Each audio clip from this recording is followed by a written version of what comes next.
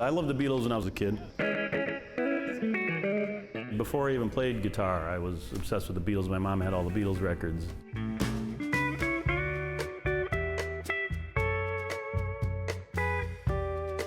Chicago-based guitar virtuoso Joel Paterson has just released an album of Beatles covers. And if this rooftop performance brings to mind one from 50 years earlier, that's intentional. Don't let me down. In 1969, the Beatles played 5 songs on the roof of Apple Records in London, until the police made them turn down the volume. The performance on this rooftop will become a music video for the record. These songs have just always been in my head, but I never really played them before, because I got into all these other styles. Joel Paterson is renowned for his mastery of classic American guitar styles. It started when he was about 13. My mom had kind of a cool record collection, and she had a Lightnin' Hopkins record, who was a blues man. And something hit me that I had to learn how to do that. Pretty much taught myself how to play, blues and E from that record. And then the 1920s blues guys like Blind Blake. And so there's great guitar playing on any kind of old style. 1, 2, 3, 4. And that's what this record really is, a lot of different styles. All My Lovin' comes out rockabilly.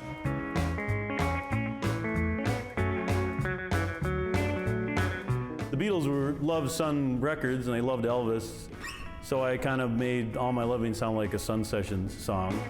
Did it finger style, kind of like Chet Atkins and Scotty Moore.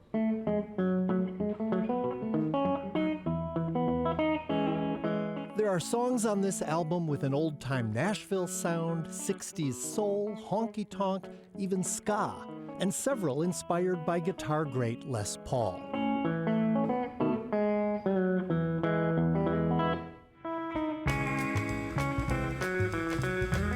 Joel plays all guitars on the album. His version of Honey Pie includes 15 guitar tracks. The album is called Let It Be Guitar.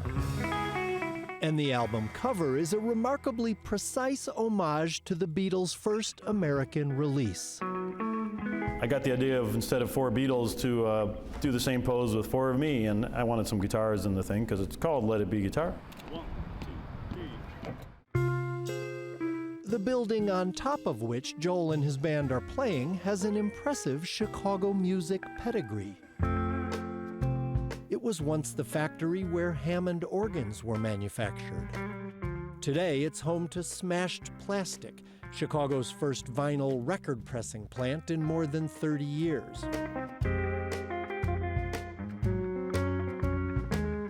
Like many devoted guitar geeks, Joel Paterson knows every lick from every recording from all the great guitarists you've never heard of. I was just playing Blind Blake, but then I realized Scotty Moore, just because it's doing the same thing. And there are nods to many of them on this album. It's the same thing, and he was trying to play like Chet Atkins.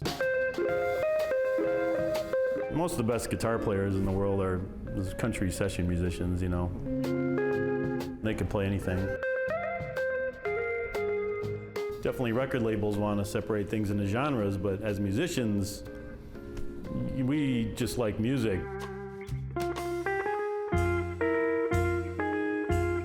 And on Let It Be Guitar, Joel Paterson applies all that to the Beatles.